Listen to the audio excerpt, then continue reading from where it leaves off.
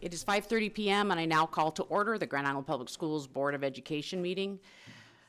This is the, somebody give me a date, October 13th, 2022 meeting. Notice of this meeting has been advertised in the Grand Island Independent, which is the district's designated method of giving notice of these meetings. We want those in attendance to know that copies of the Open Meetings Act are available at the entrance to the boardroom. If anyone in attendance is interested in addressing our board, you are welcome to do so.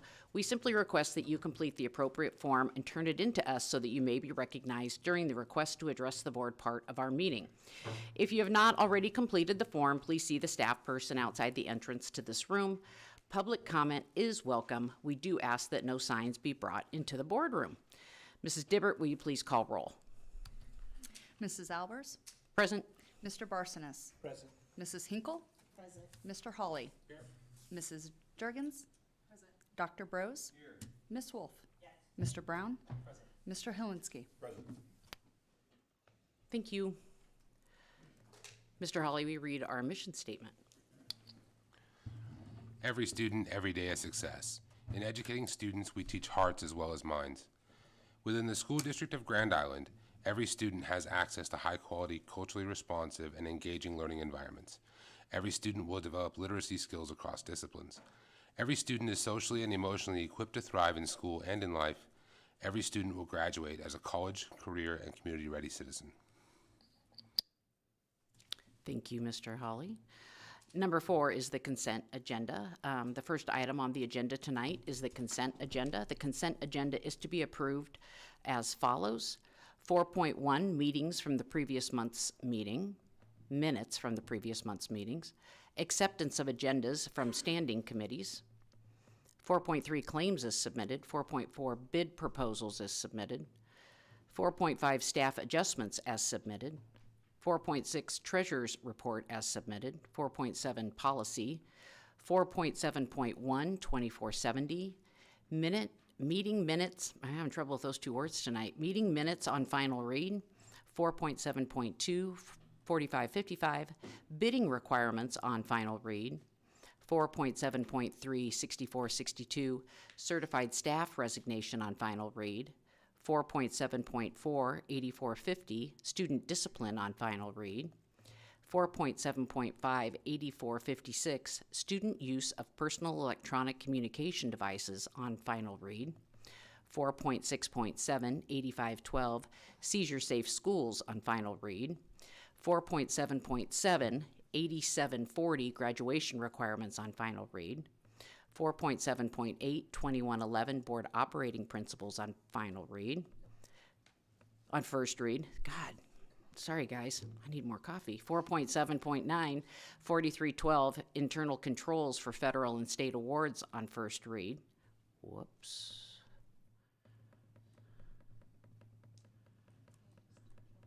Yeah, yours jumped.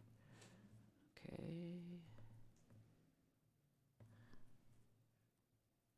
Was I on 4.7? 0.10? 0.9? 0.9, 4312, internal controls for federal and state awards on first read. 4.7.10, 4554, construction manager at risk on first read. 4.7.11, 6233, drug-free school and community on first read. 4.7.12, 7551, Grand Island Senior High online policy for credit recovery on first read. 4.7.13, 8720, grading and reporting on first read. 4.7.14, 8450, bullying and harassment on first read. 4.8, approval of agenda as submitted. I make a motion to approve the consensus agenda as submitted and changing the order of item 12 and 13. Just switch them around so they're in order. I'll second. Did you get that? Okay. So I'm going to just read this next statement. This is a consent agenda as published. Would anyone like to remove any items or add any items to the consent agenda in addition to what Carlos already Does anyone have a potential conflict of interest on agenda item 4.3? If so, please state the check number that you will be abstaining from voting on. Good. All right.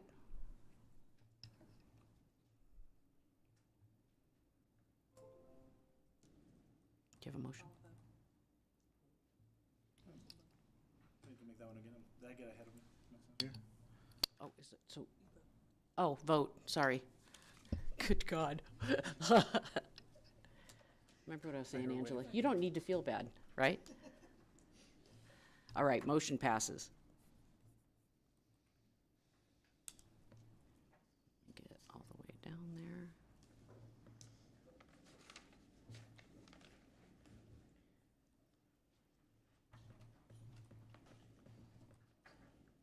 Number 5, campus highlights. 5.1, Lincoln Elementary Community School Hispanic Heritage Month kickoff. Brianna McDonald, Leanne O'Brien.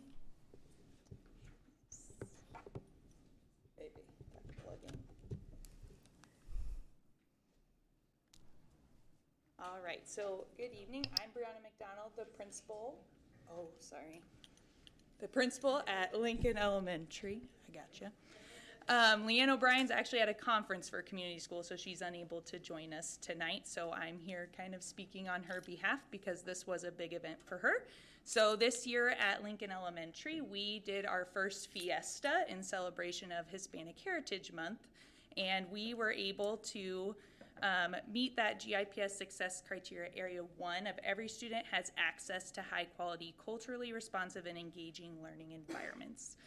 So September 15th is the first day of Hispanic Heritage Month at Lincoln, and we celebrated with a fiesta. So you can see some pictures that our GIPS team came and took.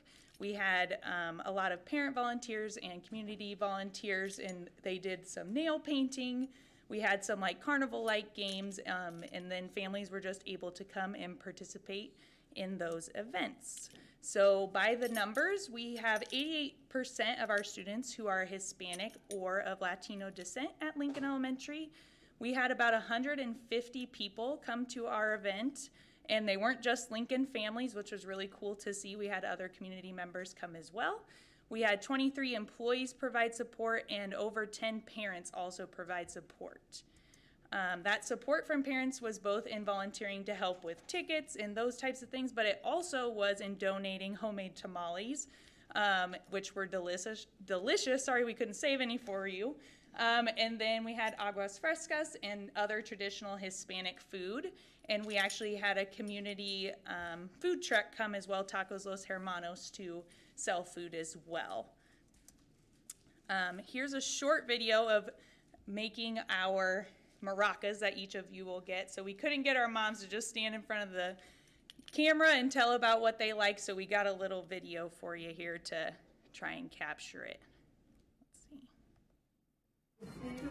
¿Qué fue lo que más le gustó de la fiesta del 15? Todo, la comida, hoy la comida estuvo buena. Los juegos. ¿Qué más? Uy, ¿qué fue afuera? Ok. ¿Algo más que les haya gustado? ¿Algo que les gustó a los niños? ¿A los niños qué más les gustó? Con los juegos, las aguas, todo estuvo muy bueno. La comida, sí. La música. La música. La música también estuvo muy, muy buena. Ok. Bueno, pues, muchísimas gracias, Ley.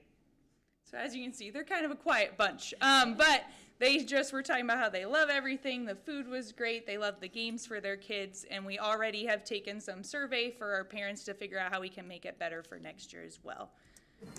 So these are our takeaways. As it was a super successful family event. It raised money for our PTA to be able to provide things to teachers and students. We only got positive feedback from families, students, and staff, and it's going to be a new tradition to gather and celebrate. So next year we hope to see you there. And here's your maracas. Oh, that's There is candy inside, but it's not the best candy, so I would just keep it close. Brianna, Brianna, would you stay up there in case anybody has any questions? And if you think about it next year, maybe send us an invitation. Absolutely. Because we would love to know about it, and I think we could absolutely have some attendance. Absolutely. Any questions?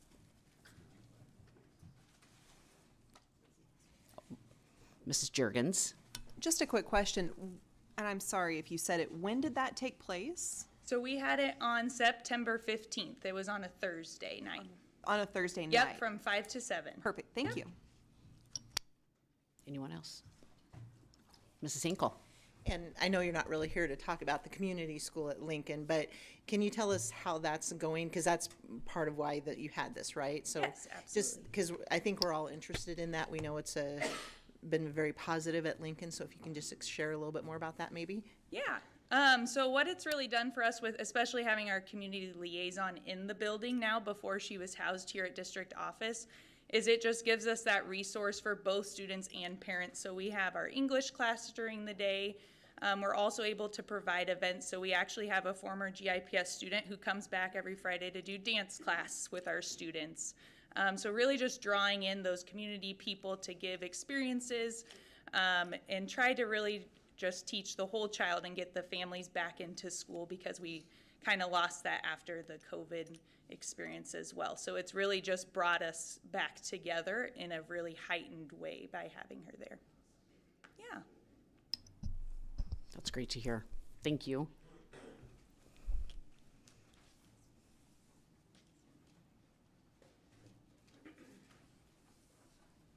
.2 Islander Express. Chris McMullen and Lori Watts. Hi, ladies. How are you? Hello. Thank you for inviting us here tonight. We're going to talk a little bit about the Workforce Prep Academy and the Islander Express. So the Workforce Prep Academy was started in 2017. I'm aging myself. But the idea was that students that we worked with on a regular basis were not getting employment, were not getting jobs. And so we decided that we needed to develop a program that gave them that work experience. So the mission of the Workforce Prep Academy is to give opportunities for career exploration, employment preparation, and then just hands-on work experiences. And so it is located on the corner of Anna and Locust, a busy corner, 644 South Locust. And when we started the program, we started with 12 students, and we counted today, we're up to 60 students participating in our program. And some of that is because we've expanded our program to include a credit recovery program for students who have special abilities, disabilities, and to give them that small learning environment and that one-on-one attention. We've also included a virtual component. So we've expanded our program with always work in our focus and career readiness. We have a great community of Grand Island we have great partnerships. We have hundreds and hundreds of people that we make contact with. We go out to the different businesses, but we also invite them in as well. So we appreciate not only the board's support and the school district support for this program, but our community has really, really just wrapped themselves around our kids' successes and allowed our kids to experience the positives of working and also those negative things that happen at work. So it's been a great program, and like I said, we continue to expand because our needs are continuing to expand. Mrs. Watts is going to talk about Islander Express. That's her baby, so that we kind of got lucky because the building had a coffee shop attached to it. So she'll let her talk about Islander Express a little bit. Thank you. Islander Express, we started that in the year 2018. So we were up and running. We opened our doors in October of 2018, and then the pandemic hit March of the next year. So we had to close down, and then we were able to reopen in 2021. After that opening, we have just been busy teaching students how to work in the coffee shop. We've added another partner, Redbird Bakery out of Doniphan. So we're able to bring those rolls into the coffee shop and sell those. And the customers love that because it's a piece of what you can't get in Grand Island. So when we add partners, we look at stuff that we can't get in Grand Island, or when we have Big Apple Bagel, well, there's not any bagels on South Locust. So we're always trying to think outside the box. What can we cater to the people on this side of town? So, and with our students, when we look at students, we believe, we have the mission that every student can work. You can't tell me that there's not a one student that cannot work. So with this coffee shop, we're able to bring those students in and give them that taste of experience of working.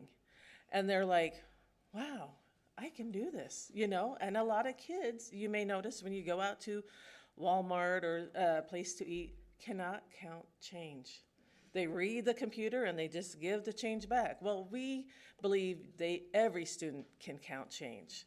So that's our main focus, is not only money skills, but customer service skills. Because we've all been out in the public right now and we can see some of the customer service skills are struggling. But when you come to Islander Express, you will find excellent customer service skills, because that's what we pride ourselves in. So one of the things we gave you is kind of just an outline of both programs and a coupon to come visit us for a free coffee and bagel. Come and see what we do, not only at the coffee shop, but what the other students are doing. We'd love to have you. Do you guys have any questions? Thank you so much. I was at the unveiling of that program in 2018. Everybody was so excited. It's a very cool program. Yes, Ms. Wolf. I don't know if it's a question, but I think I need to come to the money counting class. My mother tried for years to teach me, and it was never successful, so I am very dependent on a calculator. But I know that you had mentioned at one point in time, I've gone to Islander Express, and I can't remember the student's name, but she was delightful, had great customer service, tried to upsell me some things, and she won me over, okay? But I do want to say it's a great program, and I think you're doing great things with the students. Thank you. Mrs. Juergens. First thing, Ms. Watts, you are ready to make an Islander Express commercial today, so congrats on that. And then I also just wanted to communicate with you that I have a good friend of mine who has a teenage daughter that works for Islander Express, and she has talked about how much it has benefited her. She's a special needs student within GIPS, and she just talks about the benefits of being there. So thank you so much for all the work you're doing. I didn't mention, though, anytime we make money, it goes right back into building and expanding our program. So we just want to teach them so many skills. So it's not for profit, it's for a grade, and the kids are okay with that. They want to see it grow as well. So thank you guys again. We couldn't do it without you. Yes, thank you for your support. Thank you.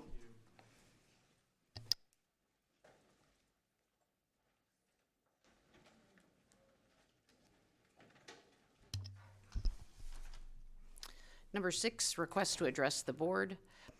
Each person addressing the board will be allowed 5 minutes. The Board of Education has the prerogative to limit speaking to 3 minutes when there are 3 or more patrons, to allow speakers an opportunity to address the board in a timely manner. We allocate up to 30 minutes for addressing the board at each regular board meeting. Please face the board, not the audience, when you speak. We want to hear what is being said, so we ask the audience to refrain from making comments or sounds that make it hard to hear the speaker. No signs are allowed in the boardroom. We will not engage in dialogue with patrons presenting to the board. The purpose of the request is to address the board. To address the board is to listen to patrons. The board president and superintendent will identify staff to follow up on information requested from patrons when necessary.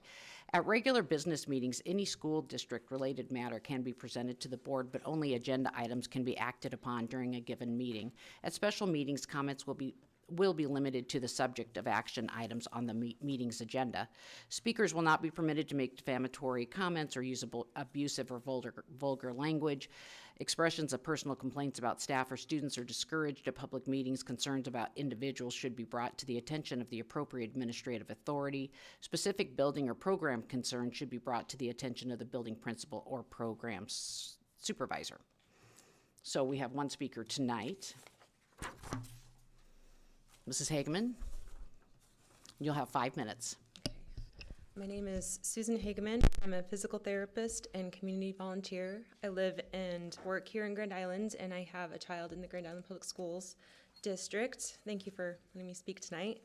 My request is to meet with Grand Island Public Schools leadership to discuss what is being done for both prevention, education related to human trafficking and risk reduction, as well as brainstorm what could be done. I'm often asked by Central Nebraskans about how to prevent or reduce risk and what is being done in area schools. And so it's been on my heart to just approach all our area schools and just see what I can do to offer resources and also encourage them, as I believe all of you are already doing awesome things. I also think there's community partners that have additional resources to share. So a meeting of the minds, I think, is beneficial for all children to have equal access to opportunities. So, and I think that the Grand Island Area Coalition on Trafficking Leadership could be present to contribute their insight as well. I've given you a handout to kind of share some of my thoughts on reasons for additional discussion. I know in the last 2 years, online recruitment for sex trafficking has gone up significantly. Trafficking happens through relationships.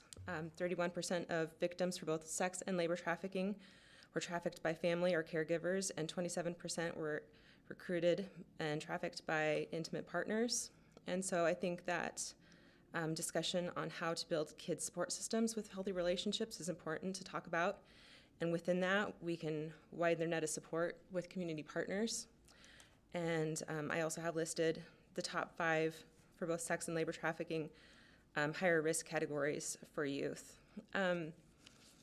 Like I said, I think there's several programs that the school is already offering to kids, and I think there's community programs available as well.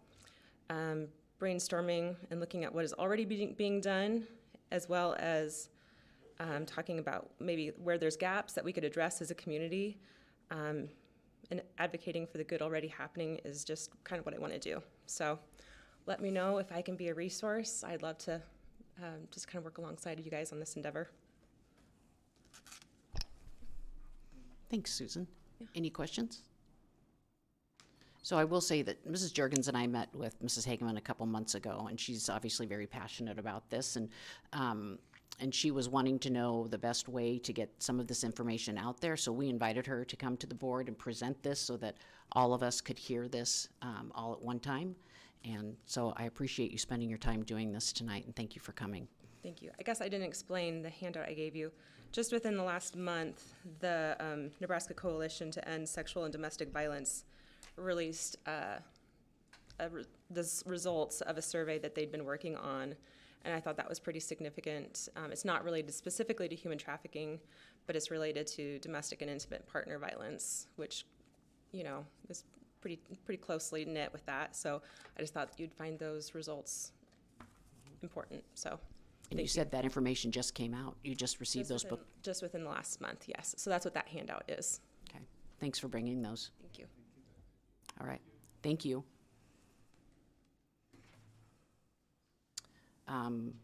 Number 7 is recess. Do we have to have a motion? Can we just skip? Okay.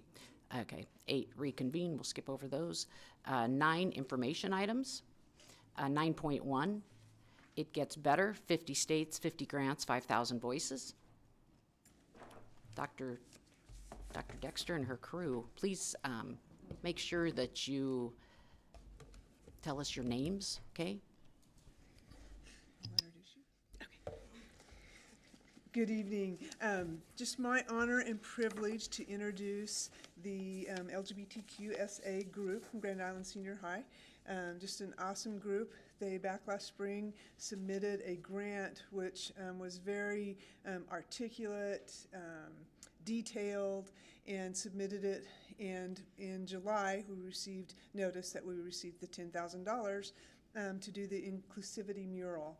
And they've worked very hard on this, many meetings, and we look forward to the celebration of the inclusivity mural. Just for your information as a board, this is for information. It's just a grant that we received. We wanted to let you know and celebrate that we received this, and we will keep you updated as it goes. But the group is going to present their grant. Hi, I'm Allie Alexander. I'm the social worker at Grand Island Senior High, and I'm also a co-sponsor of the LGBTSA Club. My pronouns are she, her, and I'm gonna let these two introduce. Hello, I'm Layla McComb. I am a senior at Grand Island Senior High. I am the president of the LGBTSA Club. I'm currently in the Business and Communications Academy Pathway of Entrepreneurship. I'm Jason Shelton. I'm a sophomore at GIPS. I'm in the pathway of education, law, and public safety in the pathway of education. Okay, so like Dr. Dexter said, we are here to talk about the inclusivity mural that we are working on from the grant that we received. So we'll talk a little bit about the It Gets Better project, why we wanted this grant, just a little bit more information about the grant and what our ideas are, and then just the support we will need moving forward. So a little bit about the It Gets Better project. The It Gets Better project is a nonprofit organization with the mission to uplift, empower, and connect LGBT youth around the world. So you may have seen some of the videos that they have put out over the past several years. Typically, it's an adult who is an LGBT community person talking from the heart to LGBT youth about how the things that they're facing right now are really hard. It's really difficult to be an LGBT youth, but as they get older, things do get better. So they are providing a lot of that support for LGBT youth. However, we have some data to talk about as to why we were getting this mural. So this is just some of the data that we have to present as to why the inclusivity mural. And one of the big pieces is that 4% of our population is of the LGBT community. That sounds like a small number, but that's 60,000 Nebraskans. 67,000 Americans. Nebraskans. I swear, I rehearsed this. And the LGBT individuals are 4 times as likely to commit suicide than straight or cisgender peers. And that's even more likely here because we are a rural community, and in rural communities, the chance of thinking, acting, or even doing suicide is more likely in rural communities.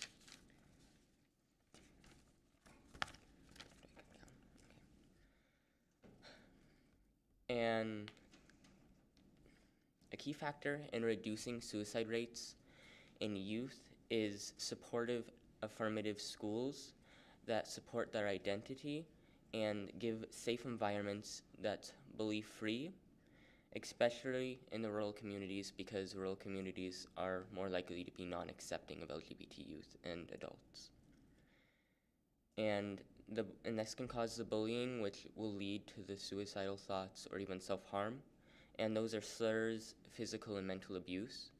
And through affirmation, because affirmation is suicide prevention. And as you can see in the graphs, when schools are affirmative, the suicide rates are lower. As well as when you have LGBT people in the community, it is not just the schools that these people struggle in. It's also in their families, in healthcare, and in the criminal justice system, and in the workforce. But by giving them at least one place to be accepted and be themselves, it can help support them and help to keep them in a well mental state, because LGBT students and youth will eventually become LGBT adults.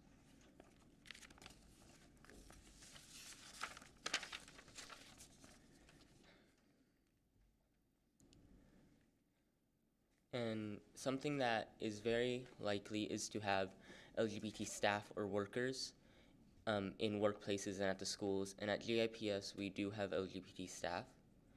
And sometimes, around 53% of the time, workers do report that there's jokes about gays and lesbians, whether that's because it's just become a joke or because they're trying to hurt the person that they're joking about, or about the topic in general.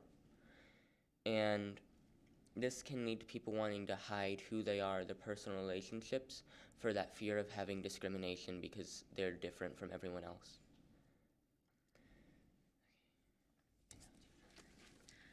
So that was just some data behind our why. So why we wanted this grant is because we want to represent the underrepresented students in our school by representing all of our students. That would be the LGBT students, the art students, the fine art students, the sporty people, and pretty much anybody else. We also want to represent our staff and all of our marginalized students, simply because it's harder for them, as stated in the facts. So there is some bullying at our school, and this, an example of this is we have had our posters ripped down, and I know that the Unity Council has had their Black History Month posters ripped down, as well as like any other traditional club. So another reason we wanted to have this inclusivity mural is because while academic honors and athletic honors are displayed, there's not really anything for the rest of our students, the marginalized students. So we're just trying to bring that representation for the rest of our marginalized students. So I actually am the person who applied for this grant. I did a lot of the grant writing, and I had quite a few people look over it, but I did write it. So the It Gets Better project had this grant, 50 states, 50 grants, 5,000 voices, and there's one $10,000 grant per state, and only one school gets it. So I applied for it. The deadline was March 15th. I submitted the grant at March 14th, so very last minute. But we did only find about it during February, and it was open in December. So the full amount of the grant, all $10,000, must be spent by July 2023, or else it will be sent back to the grant foundation. And we do have quarterly checkups with the It Gets Better project. We just recently had one August 29th, and they said that we are given flexibility to make changes to our planning, which leads into our project ideas. So we have two ideas that we are currently talking about, which is a painted mural on the wall, which is typically your traditional mural, or like a kiosk, for example, the Academic Hall of Fame or the Athletic Hall of Fame, a kiosk such as that, or maybe even a projector. We would like to have this in our school, since this is for the students and we're trying to represent all students here. But if absolutely necessary, there are places in the community that are willing to donate their spaces to us, just so that way we can have affirmation and inclusivity in our community. We are still discussing both of those ideas, but we anticipate on making a decision soon. All right, so just what we need from the board and administrators right now. We know that we will face public criticism and maybe even outright hate. LGBT youth already have to protect themselves from these things on a regular basis, from the adults in their lives and the peers in their lives. LGBT students deserve to come to a school where they feel safe and cared for without having to expend energy on protecting themselves. We need our administrators to be firm in their stance of equity and inclusion of all students, especially those who are marginalized like the LGBT students. We need staff who are educated in supporting LGBT students, and we also need zero tolerance policies in place that prevent staff or students from refusing to affirm identities, because identity affirmation is suicide prevention. These need to come with specific disciplinary actions identified from the get-go. This will help decrease the frequency of students experiencing gender dysphoria and the social emotional fallout that typically happens when students are dead named or misgendered. Moving forward, we are going to need a lot of support moving forward, just as a club, as a group of students, marginalized students. We are going to need specific policies that state we can't out students to their families and put them in at-risk situations, dangerous situations. We need to be creatively thinking about alternative methods to helping students use their identity, their chosen identity in the school system. Other than this specific project that we are working on now, we are also doing other things within our club and within our community to help make GIPS and GISH especially a safe place for LGBT students. Unfortunately, those things cost money sometimes.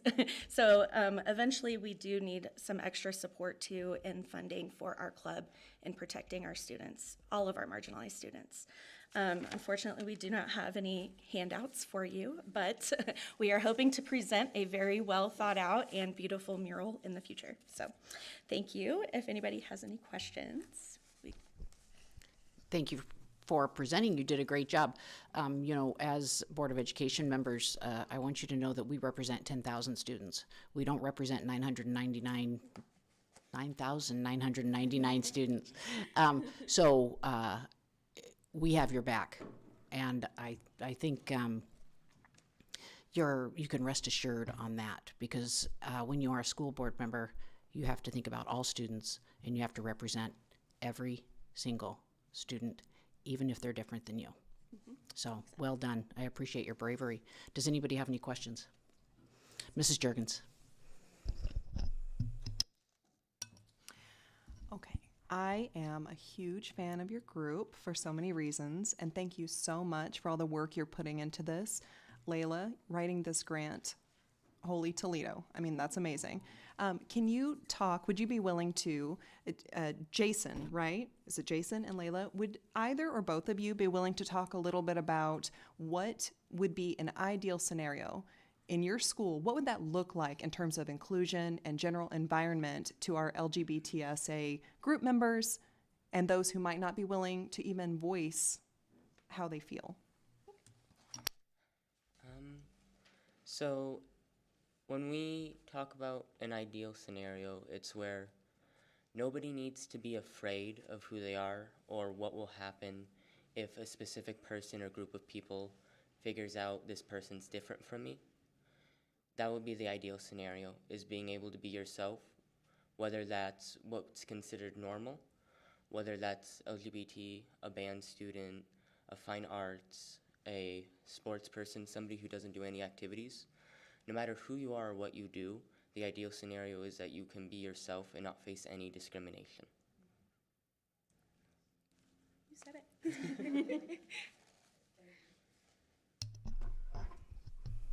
That was very well said. Thank you. Oh, yes. Mr. Cloutier. So obviously, phenomenal job on this. I think it's really great. It's a step in the right direction. I just want to add my voice, I guess, personally, as the student representative. I think it's of the utmost importance that the board prioritizes marginalized students in situations like this. I think more so to an extent. I think just saying that, you know, we represent everybody isn't enough. I think it's really important that we actively take steps in recognizing where there is inequity and stuff like that so that we can directly combat it, you know. So I just want to emphasize how important I think that is. Thank you. Thank you. Thank you. Mrs. Hinkle.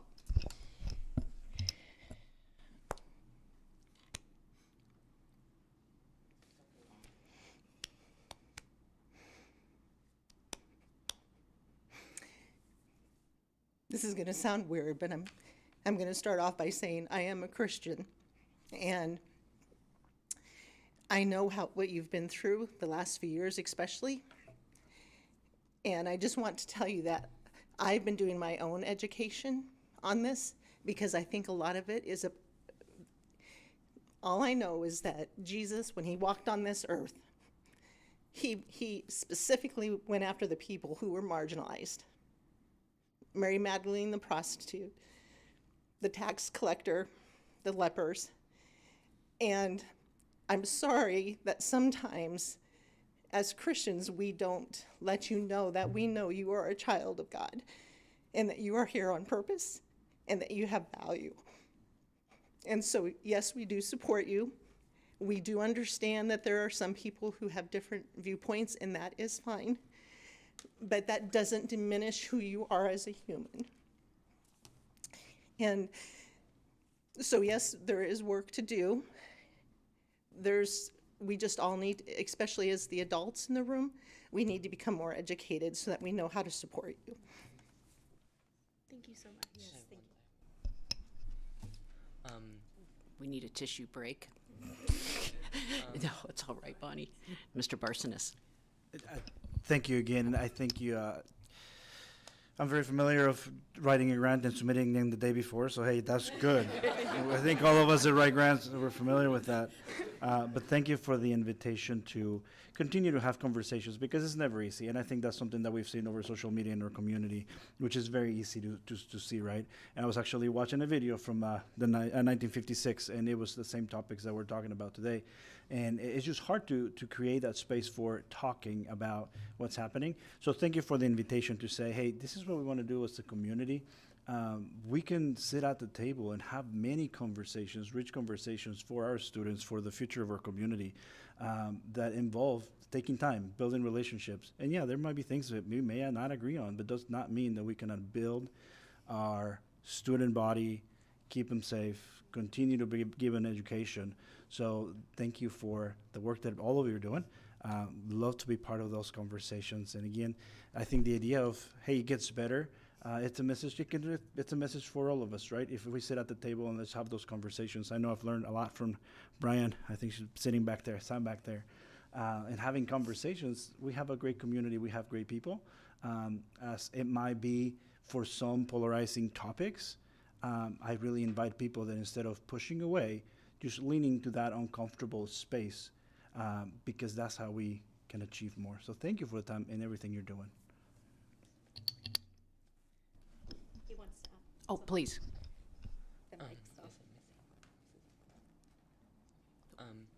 To what Mrs. Hinkle was saying, and we understand that there's no anger or really hate towards anyone because it's still learning, and we appreciate that you have so much emotion towards that you care and that you want to learn, and that we understand that it's hard for change and that everyone is trying. And I wanted to let you know that we do understand that, and that we wanted to thank you for all of you for your support, for helping us through all of this.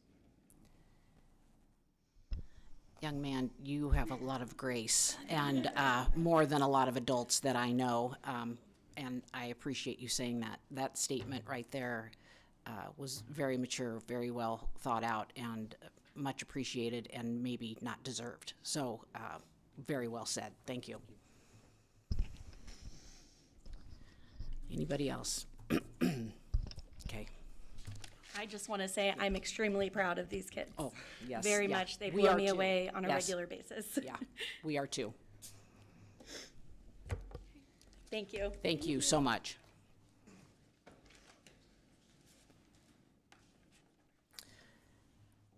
(9.2) GIPS Alternative Education Programs. Dr. Dexter.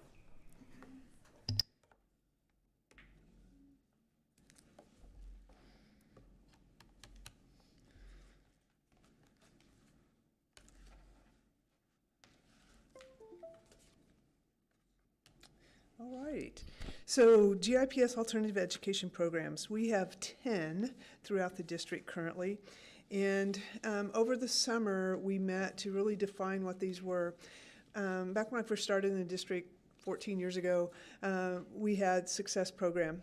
And it was, I hate to use the term dumping ground, but it was for kids that weren't attending, failing, in trouble, didn't see a lot of kids graduate from there.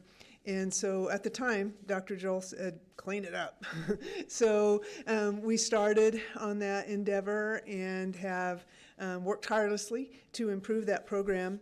And with that program and its growth and its success, just as the name says, Success Academy, we've seen more and more students graduate, and the need and implementation of more programs to meet the individual needs of learners in Grand Island Public Schools. So the first program is a PASS program, and you just recently approved implementation of this program. And it's really for students with ongoing dysregulated behaviors, but really can attend in the general ed environment, but just need some extra support.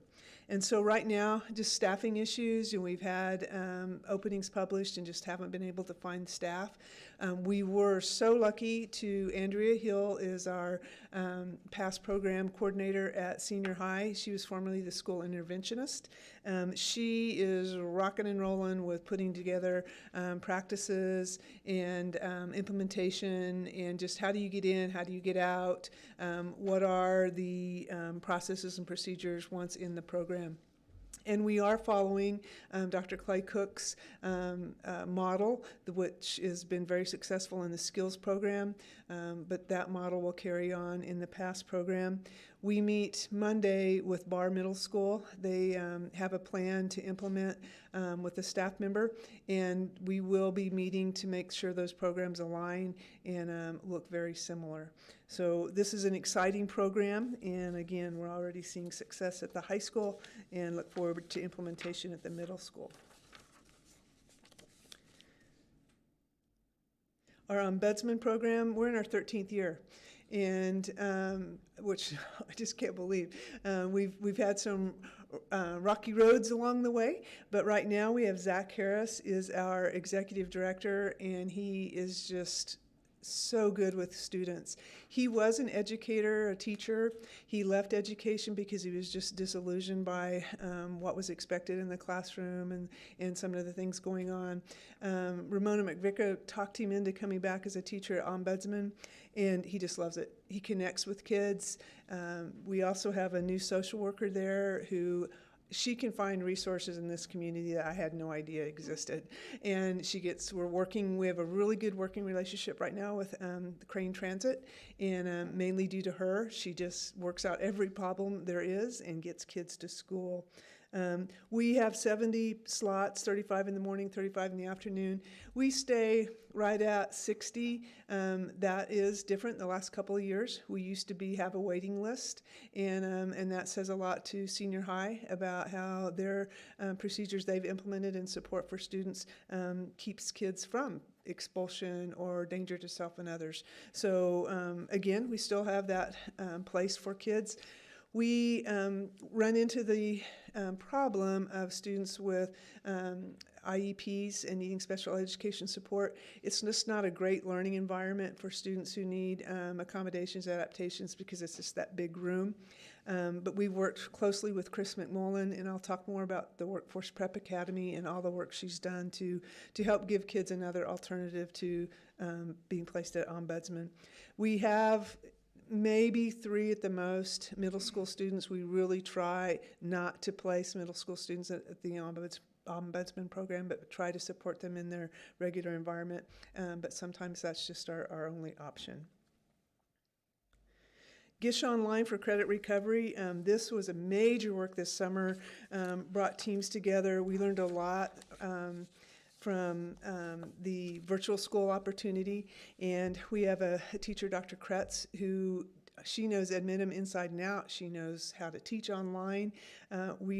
She is very much a proponent of a blended method, so having in-person teacher with the online support. We got down to the nitty-gritty about how do you get into GISH credit recovery and what are the expectations. And our summer school program was very successful this summer using the Edmentum program. Right now, this is credit recovery only. We would like to pursue accelerated learning. We have students that, I just want to get my diploma and get out and work or go on to technical programs or college. But the high school traditional experience just isn't for them. So really continuing the conversation on how we can open it up to more students. And we had a really nice Let's Talk ticket. I don't always get nice Let's Talk tickets. But a staff member just really hit the high points, and I was like, wow. And it was a hidden customer, so I don't know who it was. But this person really spoke to the need to individualize for all learners and really promoted the need for that accelerated programming and just different programming.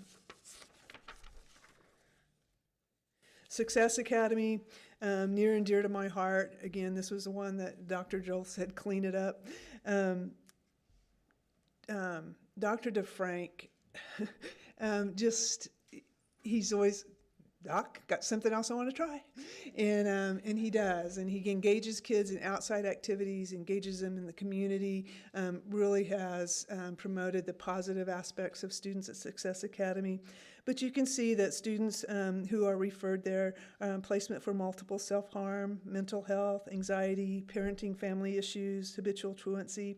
Dr. DeFrank and his staff, it's very much staff-driven, have really looked at who belongs at Success Academy. How do you get in? How do you get out? He today was just celebrating the first freshmen that from the time they started integrating back into senior high, and they will be full-time starting Monday. That's a real success story. We have 20 graduates already this semester from Success Academy. We are working more diligently to make sure kids continue to have the academy experience. So we have several kids in dual placement. They are in an academy in the afternoon and then supported at Success Academy in the morning or vice versa. This program is we have the most kids on the waiting list of any of our programs. We average 20 to 30 every week waiting to get in. We also are in need of a counselor and social emotional learning support. But Dr. DeFrank's staff make it happen. They have their own kind of transportation group that goes out and knocks on doors and gets kids to school. So just very successful program, and so proud of where that has grown. Gish Night Owl is another one of Dr. DeFrank's kind of brainchilds. It's for students. We go 4 to 6:30 Monday through Thursday. We have 2 coordinators, and it's for students who work, and they come to right now to the high school from that 4:30 to 6:30 time to work to get their credits. They can accelerate and graduate early. Some of them will just get caught up and get back into senior high, the regular environment. But we are seeing graduates and are proud of this program. Workforce Prep Academy. Chris McMullen she can make anything work. And when she said we started with like 12 kids, and you can see that she said, I think up to 60 now. This really came out of the ombudsman issue. By contract, we can't have more than 15% of our kids at OMB on IEPs, and we were way over that. And I said, Chris, we got to do something. And so she worked through this plan with her staff, and so we have the Prep Academy, we have GISH Online, and we have virtual. What impresses me the most about the staff at Workforce Prep, they've engaged so many businesses, and businesses love our kids and love to support them. And we don't seem to have trouble finding placements. And it's because of our staff and our kids, because they're ready to go when they go out. This program, we could double it and fill it. And so that's what we need to continue to brainstorm and look for more staff and more space. Skills Academy, again, another one near and dear to my heart. Dr. Palmer was so instrumental in getting this off the ground. It was another one where Lynn Cronk said, we can't continue where those kids are placed right now. Do something. And Tony went to work with Dr. Clay Cook, put together the program. We have programs at the elementary, which is at Dodge, middle school at Westridge, and then Wyandotte for the high school. And right now we're hurting. We are down staff, and it's really taxing our staff to provide the needed supports to keep kids in school and keep them successful. Mr. Chajaden and his new role in the district, he has been so positive, and when he doesn't go over there in a uniform, what a difference. And helps the staff, especially at Wyandotte, all 3 places, and really counsels kids, is that connection. He's a male, so that's been a tremendous positive and an addition.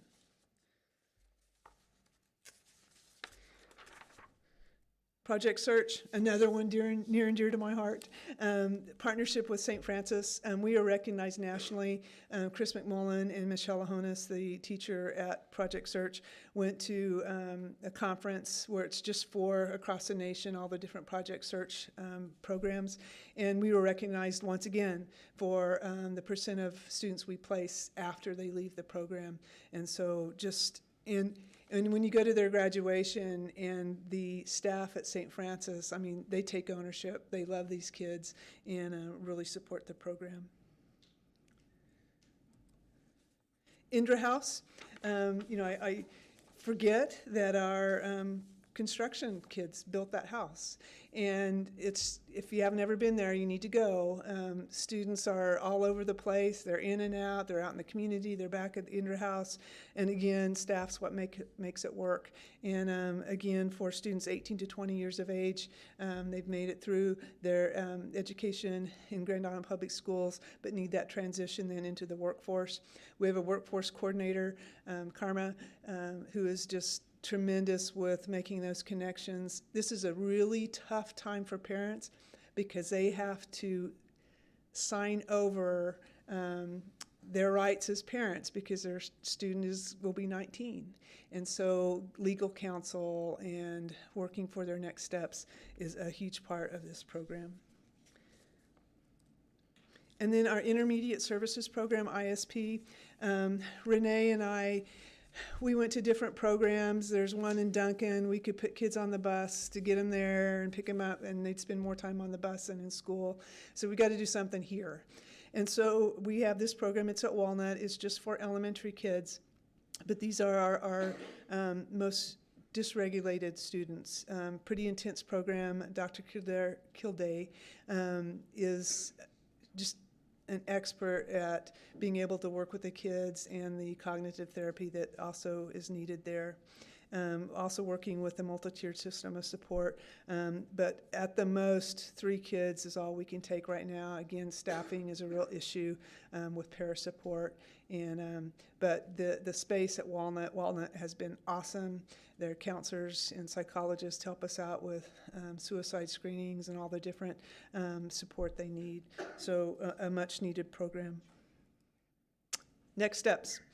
Develop an elementary task force to define alternative support programs for students in grades K-5. The last 2 years, I've been in education for 38 years now, and this is I have seen the most dysregulated preschool, kindergarten, first and second grade kids that I've ever seen in my career. And just trauma, and just so hard for them to be in a general ed classroom. And we have principals that are spending their whole day trying to dysregulate the student, trying to contact a parent, trying to connect to services, and we just really don't have a program to support kids. So we'll be pulling together a task force to define. We've talked about things like as having a SWAT team, a group of trained professionals who come in, support that student, try to find out what was the antecedent, what caused the behavior, how do you address the behavior, and then what are the consequences and the positive supports after that. So some real work to be done there. Develop a comprehensive professional development plan to support classroom teachers. Our Tier 1 support, we've really got to focus on trauma-informed care, restorative practices. Our staff need trained up on it. The staff who have been trained, several will say, changed my life, knowing just how to address student and trauma. Mr. Bishop is working day and night and reaching out to all kinds of experts to how can we get 1,500 staff members trained to be able to address the issues of the Tier 1 support. Continue to find staffing and space needs for each program. Ombudsman, for a while, we had waiting lists. We've got that under control right now. ISP, we could use a lot more staff and space. So it kind of ebb and flows, but we always need to be planning ahead. And then plan for the learning environment space needed for the special programs. We've had several discussions about Skills Academy at Dodge. It is not a good space. We need to continue to look for a more appropriate space for that program. And we continue to do so. Dodge staff has been so supportive, and but that and others continue to be an issue. So I have rattled on and on. Questions? Thank you, Robin. That was a great presentation. I really appreciate it. Any questions, Mr. Barsonis? I think, again, we know we need a lot more resources, and we thank you for everything you guys are doing. But I think I've been familiar with the alternative education programs that we've had over the years, had a chance to work with kids, and we have amazing staff that are just doing anything and everything they can to connect with the kids, the families. And I've heard from families who have said, hey, if it wasn't for this, for my kid, I wouldn't be able to get him through school. So it's such a great resource, and we understand there is a lot more to do, but it's great to hear how our staff connects with our students where they are, and really they're working for their credits, they're working for their diploma, they're trying to get through, and we have a lot of different settings. So back to your point where we were saying, it's every kid. Thank you. We have amazing staff, and we know we need to keep looking for more mental health support, trauma, and it's something that is not just our kids, it's our community, our parents. So thank you for the work that everybody's doing. Mrs. Hinkle. Yeah, just echo again, thank you to everybody who's doing everything, because that's why when we saw this in L4L, we wanted to make sure it was shared with everybody, because it's just overwhelming, everything that we do to meet kids where they're at and help them out. And just remind everybody, so like with Skills Academy, you mentioned in Dodge, it's not the best location, but because of statutes and so forth, it does need to be in a school environment, right? So it can't be its own separate building. It has to be within a school, right? Yes. Yeah, so that's part of the challenge. And then I know I've been reading a lot, it's nationwide that over the last few years, trauma is just, and as you said, at a much younger age and stuff. Are you hearing any reasons, like, it feels like he mentioned the community. It feels like it almost needs to be more, it's not just something the school can solve by itself. We're going to need the help of the community. But are you hearing what are some of the reasons this is happening? I was just at a conference, Mental Health Summit in Utah, and isolation, COVID, and loneliness is, and I survived in my basement, but so many didn't. And just like Mr. Gilbertson and I were talking, that we have some freshmen struggling at the conference, and in others they've talked about the freshmen as a 9th grader are really at a social emotional level of a 7th grader, and so we have to remember that. Our community parents are stressed to the max. I mean, with the cost of living, and it just doesn't, the hope, and it just doesn't seem to get better. And so that's all-time stressors, and on our staff as well. So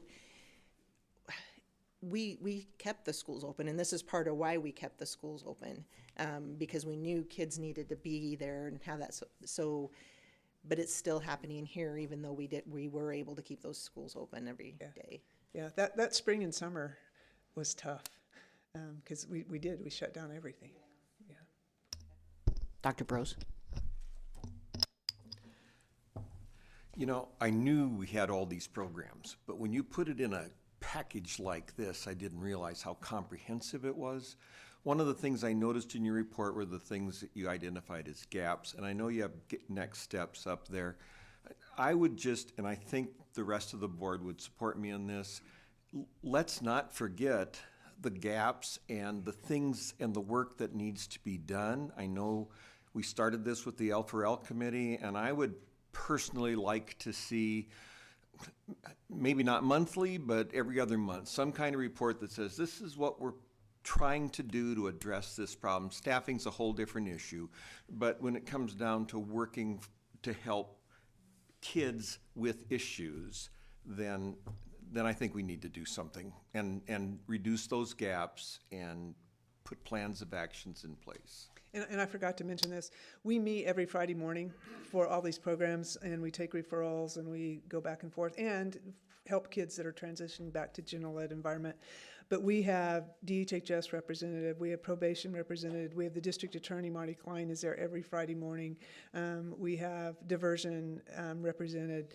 So it's just amazing how much better we can know where a kid is. And I mean, literally used to lose kids because, well, they're in this facility or that facility and we don't know where they are.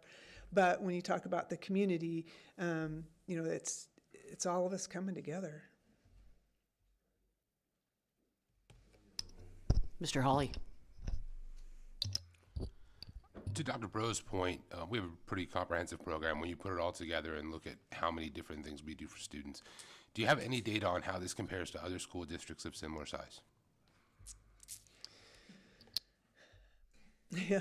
And if it's no, it's no. It's fine. It was Yeah, just, yeah. No. sorry, it was just a question. No, and I'm just thinking of the different programs and the people, you know, Dr. DeFranken's Success Academy. Success Academy really wouldn't be that without Dr. DeFranken. You know, skills. There aren't schools with a skills program. Definitely not an ISP program. Workforce prep, we're it.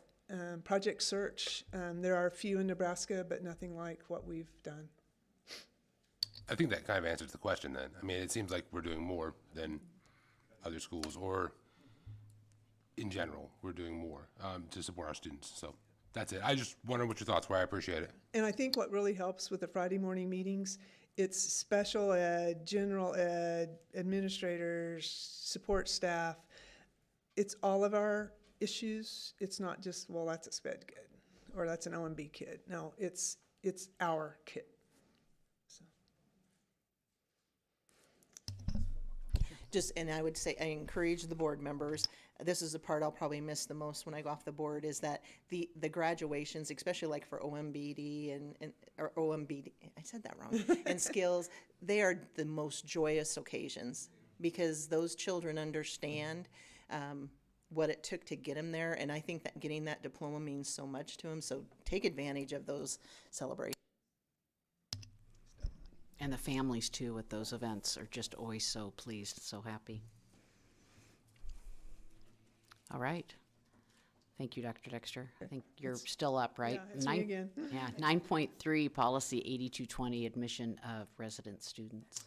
Okay, in this, you know, typically we take this to the consent agenda, but as we have been trying to develop class size guidance, and you know, we had the DMG group, consulting group, gave us guidance. You know, the ROI. What's it stand for? Return on investment. Return on investment. I don't know why I can't remember that. And you know, that's been driving some of our decision making. I hate to say that it helped, but the staffing shortage, it made us really, what do we absolutely have to make sure we have a qualified certified teacher in front of our kids? And so, you know, having to jiggle those numbers and work from there. And so we've discussed quite a bit at policy. This is pretty much from cabinet, working all last spring, this summer, to make this recommendation for what should class sizes be. And you can see that it used to be, I'm going to make this bigger if I can figure out it. We'll just do it that way. You know, this paragraph, students shall attend the school in the attendance district in which they reside. Reassignment may be made by the superintendent or designee based on the capacity of the class, grade level, or program needed by the students. These are guidelines. The Board of Education reserves the right to alter capacity standards based upon unique conditions of the individual attendance centers. And that's a real key sentence because that's a part that we continue to work on, is that equity formula. So you might have 15 kids in 3 sections at Star, and then you might have 27 kids in first grade at Engelman, but the makeup of Star is way different than Engelman sometimes. Engelman has, they have unique equity formula issues as well. So how do we make decisions based on the number of kids and stay true to our bands?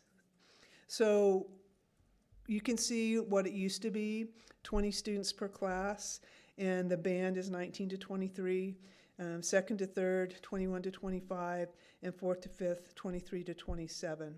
And so that's what we've been operating off of this year. And I want to show you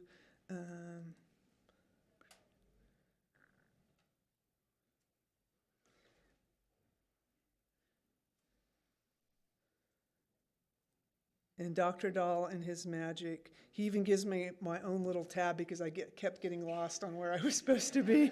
So it's Dr. Dexter's place to check.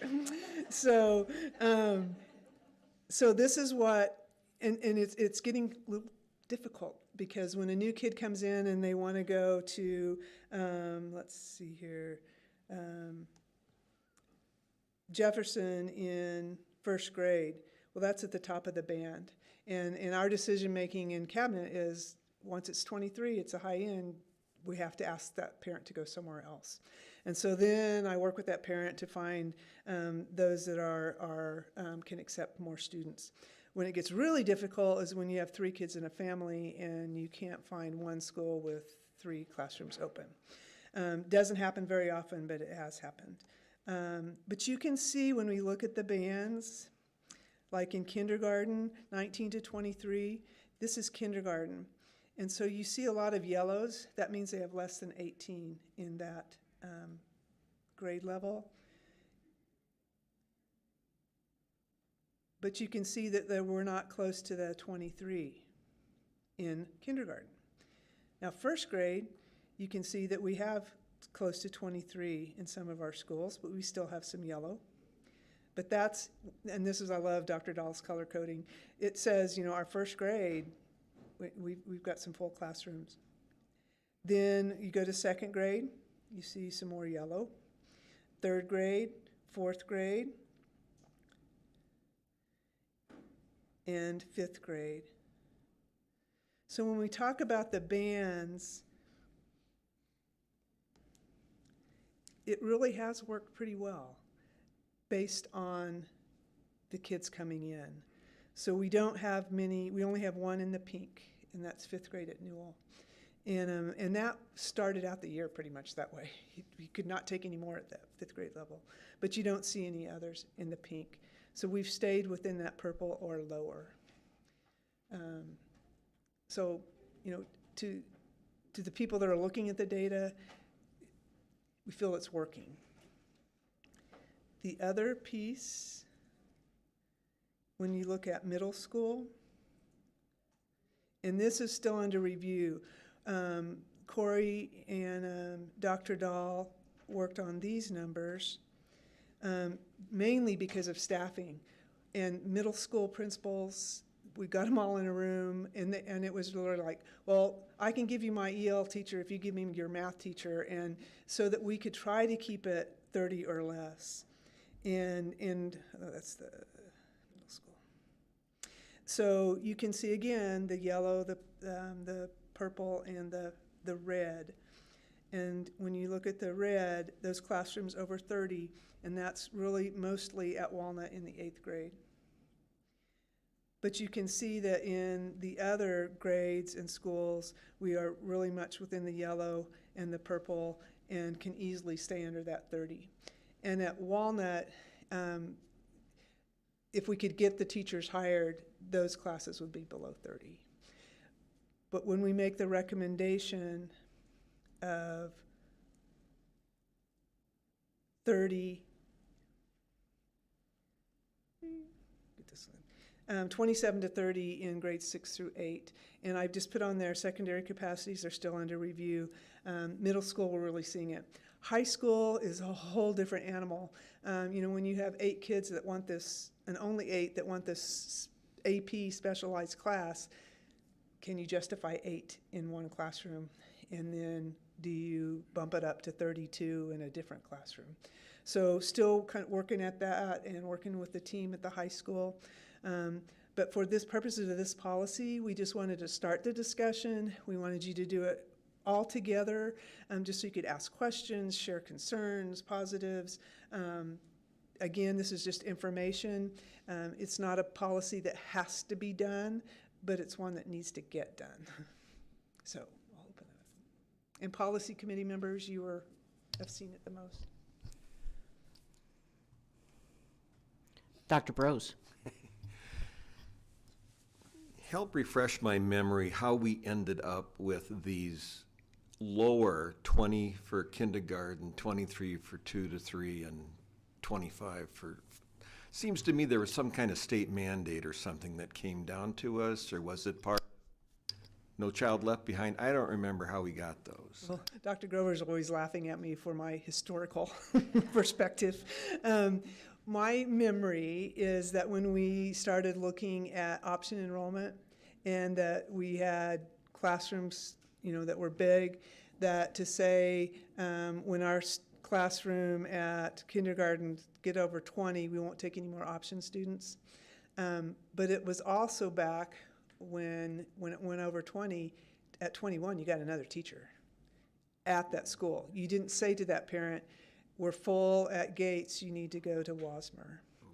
And so that's been a big change, a big philosophical change, because Grand Island's always been kind of known for their neighborhood schools.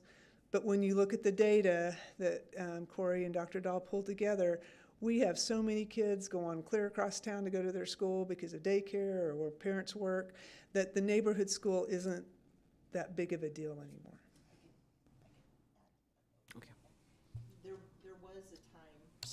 There was a time though that maybe for 1 or 2 years that the state legislature tweaked the TIOSA formula, and they did say that if you kept certain class sizes under 20, they'd give you more money. It's because then you need more teachers, and then you could have classes though that had 10 kids in them. But there was also a time, and Lisa can attest to this too, because our sons were in elementary together, and we didn't always change that, because like our son's class had 29 to 30 kids in it, K through 5th, and it never was split. So the district has taken different approaches on it, and to your point, it depends upon the school and the needs of the children in that class and stuff. But yeah, we have moved around a lot on that. So sorry. Yeah. And Virgil was always famous for saying when he first got here, "Yep, it was stack 'em deep, teach 'em cheap." And so I know he worked really hard with the TIOSA formula to get that.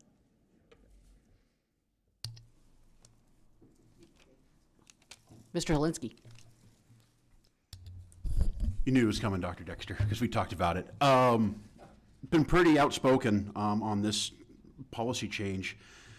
I don't have the answers. I don't know the answers. I am actually working on trying to figure out something, which is stuff that I know. But guys, this isn't it. Stacking more students in classrooms with these teachers that are already pushed to the limit is not the answer. We just talked about staff needs to connect to students. How are we going to do that if we're putting more kids in a classroom? We have a para shortage already. I don't know if putting more paras in classrooms is the answer, if it's even feasible. I know that we just like Dr. Church says, you only have so many seats on the bus, and I understand that, but these teachers are pushed to the limit already, and I just am afraid that this is going to cause a bigger issue, not only staff-wise, but also the mental capacity of the students and the mental capacity of our staff. They are our biggest ally in this 10,000 students that we represent to educate these kids. And when you push these people to the max, something's going to break. And I don't know what that is that's going to break, but something's going to break and it's not going to be good. So like I said, I don't have the answers, and I hate speaking out against something saying nope, and I don't have an answer behind it, but if I know this is not it.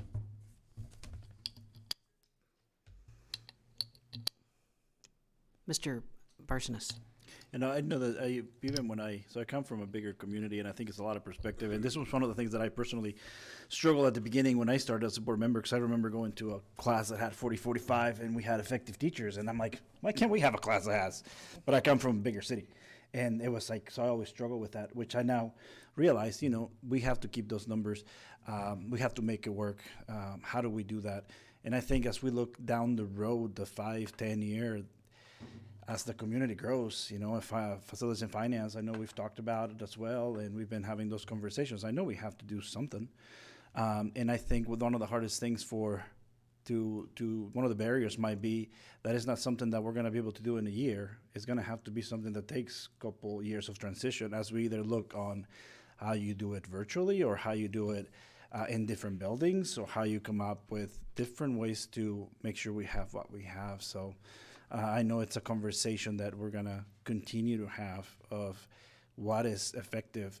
And I think we're being hit with so many things of, going through COVID and the shortage of teachers, and there is a lot going on. So I think this is part of the work that's been happening already, but we're going to keep having these conversations for a couple of years to see what does this look like. So thank you. Mrs. Hinkle. Can you bring back up the schedule though that showed for elementary?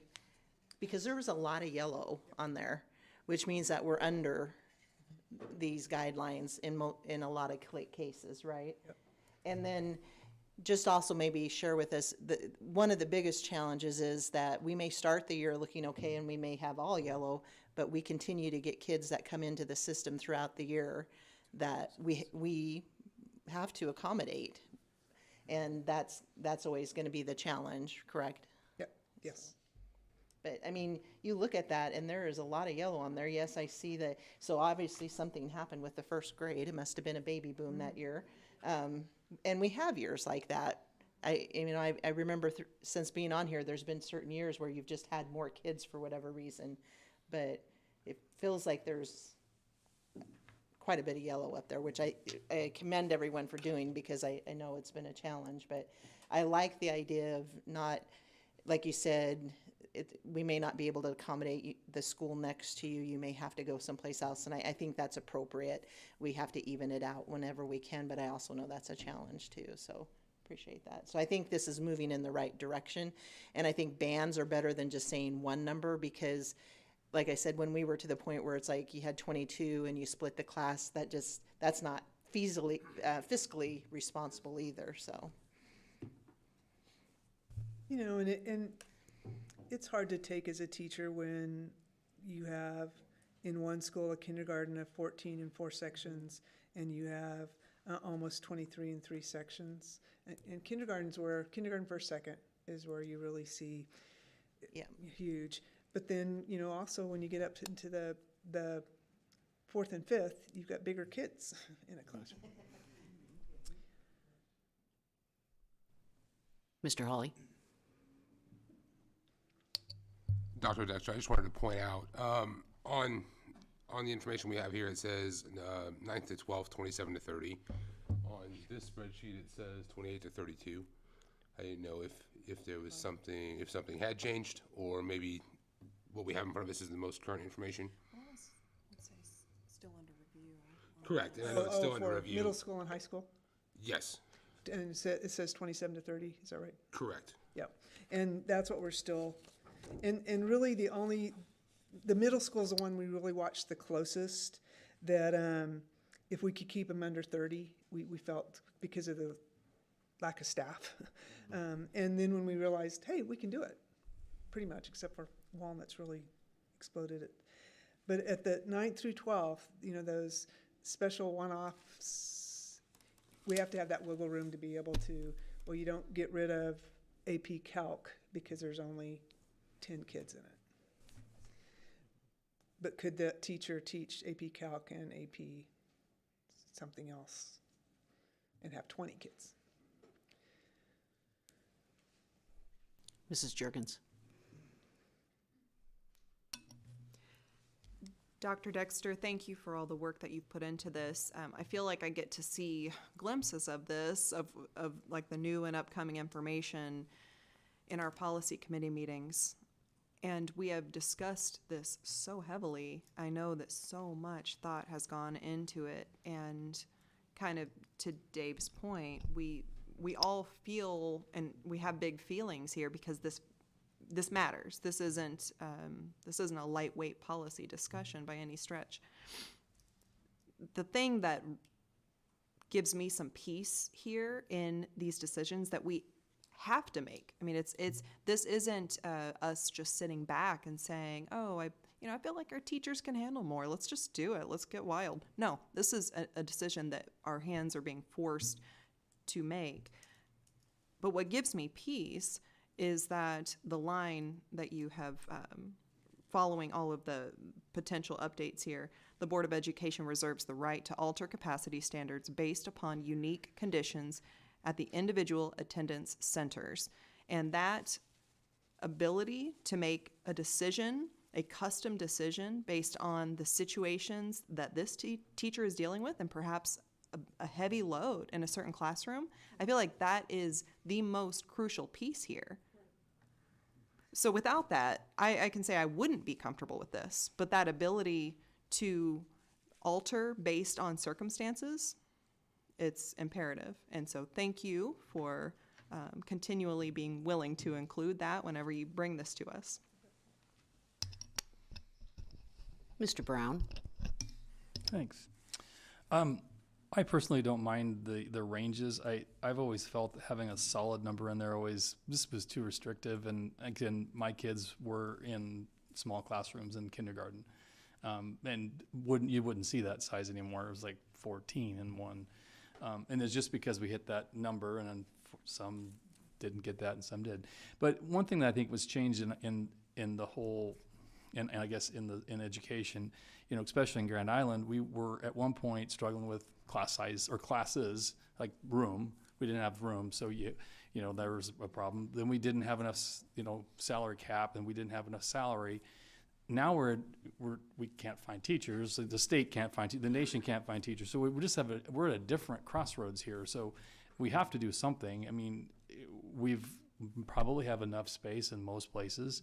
We have the budget in most cases now to actually pay for the staff, but now we just can't find the staff. So in my mind, you have to set some kind of parameter, and I like the idea that at least it's a range. Now, if these numbers aren't perfect, there may be some tweaking to do, but at least we have a range to start with instead of a number.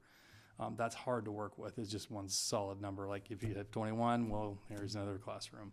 I think this is probably a step in the right direction, and quite honestly, having kids being moved around a little bit more, just because we know they are anyway, makes a lot of sense. I think we always like to think we have neighborhood schools. They're schools, and they need to be filled to appropriate levels. Yep. So thank you for what you're doing. Team effort, by the way. Ms. Wolf. Oh, wait, it's my first time, sorry. No, I'm like, what am I doing?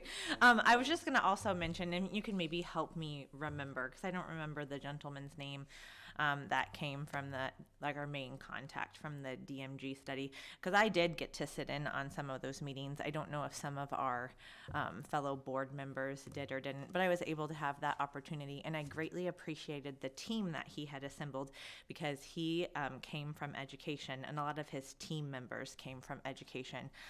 So I did want to point out that it's not one of those high castle sky in the pie kind of individuals that didn't have any experience with education. These individuals were highly educated, had that experience through different types of schools, whether they were big, small, tiny, in between, upside down, inside out, that there was that. And so I did want to mention that as well. And with some other comments that had been made with the ranges, I do find the ranges helpful, just in regards to that decision making. Like Mr. Brown just said, the one number kind of set, it doesn't allow that opportunity for, adjusting to what needs to be done. So just wanted to mention that.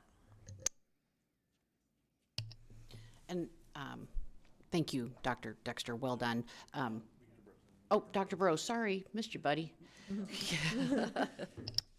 Dr. Dexter, I remember a time when January, February, March, April, migrant time, and is that still an issue for us? Do we still see a spike in some enrollment, especially at the elementaries during that time? Not so much, and Chris Schneider would be able to speak to this more. We see it most after Labor Day, and then it kind of evens out. But yeah. I was looking at those yellow vans, Yeah. And just like we had a issue come up with our newcomers at Westlawn, students new to the country, very limited English, go to Westlawn, and then we monitor, and then we transition back. Well, I think we had 5 kids transitioning back. 3 were going to go to Jefferson, and there just wasn't room in those classrooms. And so the staff at Westlawn, they were great with conferencing with the parent, and it worked out. We found the school that they could get to and feel comfortable. But those are things that come up. And just a reminder, through all of this work, we were able to hire 10 social, emotional, creative arts, which it is going phenomenal. I had a parent the other day say, all they talk about is art at elementary. And then the teachers are so diverse. But because of that, we have SECA teachers, and our counselors are ecstatic. They get to be counselors. So, but that was out of this work. So. All right. Okay. Am I missing anyone? Use my eagle eye. Okay, thank you, Dr. Dexter. The only thing I want to add to that is we all need to remember to contact our representatives and ask them to offer incentives for students going into education, whether that's loan forgiveness or different ways to look at the entrance exam to get into the educational college, particularly at the state colleges, and also to lobby for more money for public schools.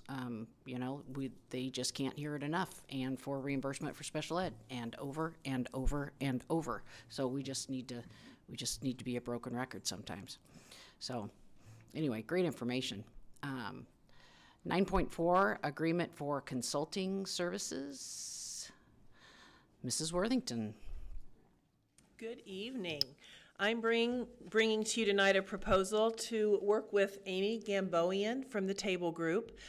You may be familiar with that name. She worked with us a little bit this summer with our executive cabinet and one half-day session with our lead GIPS group, our 75 building and district administrators. And we would like to bring her back. We didn't have enough of her after going through some of the material she shared.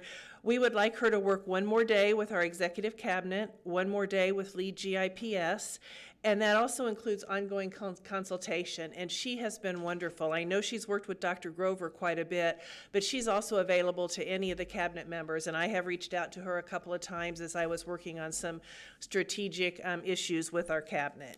So that is what we're bringing forward. You can see on the agreement some of the things it would include. In addition to her time, it would include individual assessments for the working genius. The work that the Table Group does, I should mention that, is all with Patrick Lencioni. The book, this is the book we're using this year as our book study. You are probably all familiar with the book, 5 Dysfunctions of a Team. So that's the kind of work that we're talking about. As I thought about what information you might need tonight, I really looked at the equity piece of this. You know, we have a strategic plan that's based on equity and excellence. Those are big topics. Equity and excellence for 10,000 students. We have to be laser focused at what we do. We have to be cohesive at the cabinet level, and we have to be very clear with what we share with our staff so that they understand, so that they're not overwhelmed by different messages from different people. So I think that will help our systems be much clearer into the future. And just a couple of the takeaways so far from Lead GIPS and the things we want to do more of. They talk a lot about a conflict continuum, and conflict's not easy for any of us. Holding each other accountable is not easy to say what you're doing right now is not helping the work that we're doing. But our principals wanted more information on that, so that's one of the things that she'll be working with us on, as well as meeting protocols and being laser focused with the meetings. Because in education, like most businesses, we spend some time in meetings and we want those to be as productive as possible. So that is the request coming you tonight for information and next month for action. And I'd be happy to answer any questions. Any questions? Dr. Brose. Of course. I was reading the need analysis, Mrs. Worthington, and I like the idea of the cohesiveness and the collegiality that is created here. What happens when someone like Ms. Irie leaves and you're bringing a new person in? How do you catch them up? Yeah, and that's part of what she'll help us with, and that goes back to some other work I've done with teams. Anytime one member changes, the entire team changes. And so it is good timing. It is good timing that we're already working with her. She's already spent some time with us and knows our systems, and I think she can help us through that. Yeah, great question. Anyone else? Okay, nope. All right, Thank you. 9.5 American Civics Report. Dr. Lee. Well, good evening, everyone. How are we doing? Good, good. I'm here tonight. Let's get that up and running. And there we go. Awesome. I'm here tonight. The state of Nebraska requires that I present on our social studies curriculum, particularly American civics, twice a year. So here I am.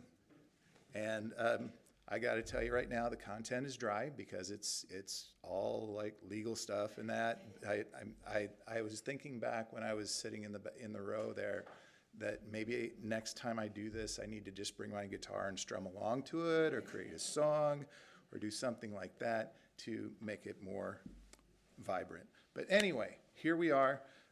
And this is the wording for the public law and our board policy that currently stands. And one of the elements of this law is that it emphasizes that our social studies curriculum is not facts and figures and timelines and date points and things like that. We want to get more into the higher level thinking, and that's where we go with these particular points. You can read through these points, and in parentheses is where we are currently meeting those. Our American history and government classes cover the bulk of this category. Give you just a second to breeze through that.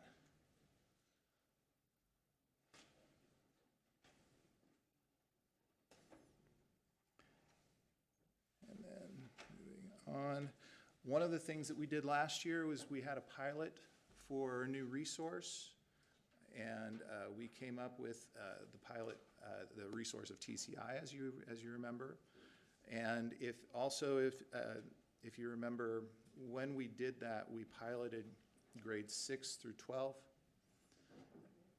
on the TCI resource, as well as several others to find the source that we wanted. After we decided to go TCI, we also discovered that it would benefit us to also add 5th grade to that picture. So we added 5th grade to create a bridge from elementary to middle school, and then it would bridge from middle school to high school from 8th to 9th grade with those American history elements as well.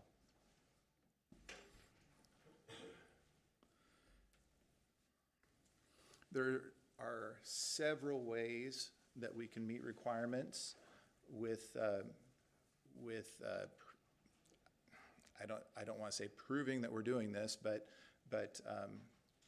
we do need to show that we are implementing this in one of several ways. The way I've got written down, that we've got highlighted here, are the ways that we're currently meeting our requirements. And we do that in 8th grade. And with 8th grade, it's a project.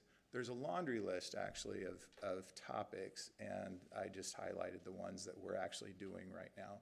8th grade, we're doing Abraham Lincoln's birthday. 9th grade, we're doing Dr. Martin Luther King and civil rights with that. Both of those last year we did in April, in the month of April, and I believe that's the plan that they want to stick to. Because it's a nice culmination of their social studies work through the school year.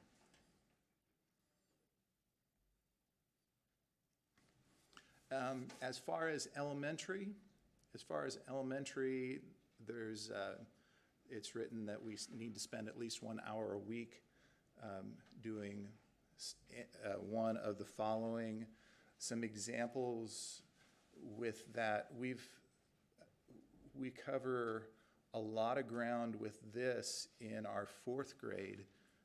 4th grade is all about Nebraska history, and so Nebraska history covering into how it relates to the American experience, and the rest of it is covered partially through the 5th grade TCI resource. And then grades K through 3, it's integrated within the CKLA program.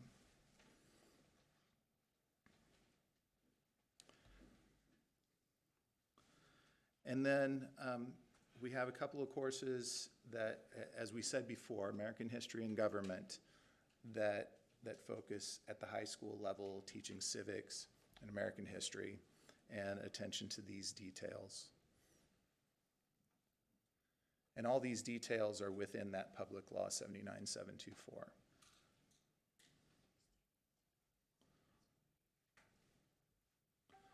And come on, there we go. Now, this is kind of exciting. This is a picture of our new website. Yay. And the cool part of that is that that I get to share is that one of the requirements that we have at the state is that we have to post what we're doing with curriculum. And so I included a snapshot of our website with that particular page, so the social studies page.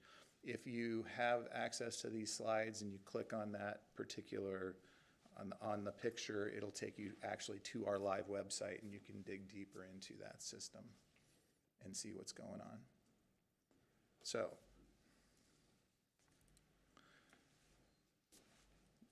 any questions?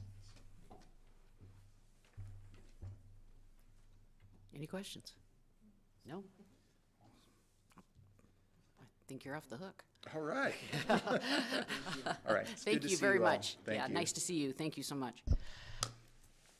9.6 report on the Hall Pass app. Mr. G.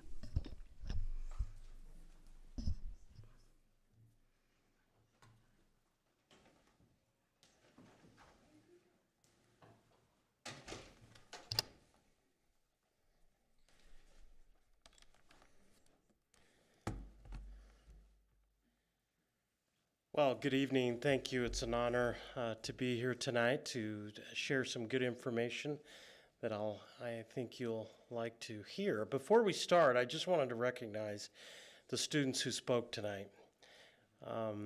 And just let you know that I speak for the entire staff at Grand Island Senior High when I say the LGBTSA group has 100% of our support in our high school. I'm so proud of those students who spoke, and one thing they didn't share, and I know they've left now, but Layla is the president of not only our local Jobs for American Graduates program in our school, but she's also the president of the state affiliate. And I kind of gave her the business out in the hallway. She didn't share that, but it's very pertinent to her success. And quite honestly, I have the best job in the world, and here's why. Started my morning on the radio with Mr. Zach Cloutier, and he represents not only this board on that program this morning, but also the student, or the Superintendent Student Advisory Council, and he did such a great job. So, in a nutshell, our students are amazing, right? And they just have so many skills. So, without further ado, let's dive in. We focused on student movement this summer, and I want to give a shout out to the gentleman to my left, Mr. Wickman.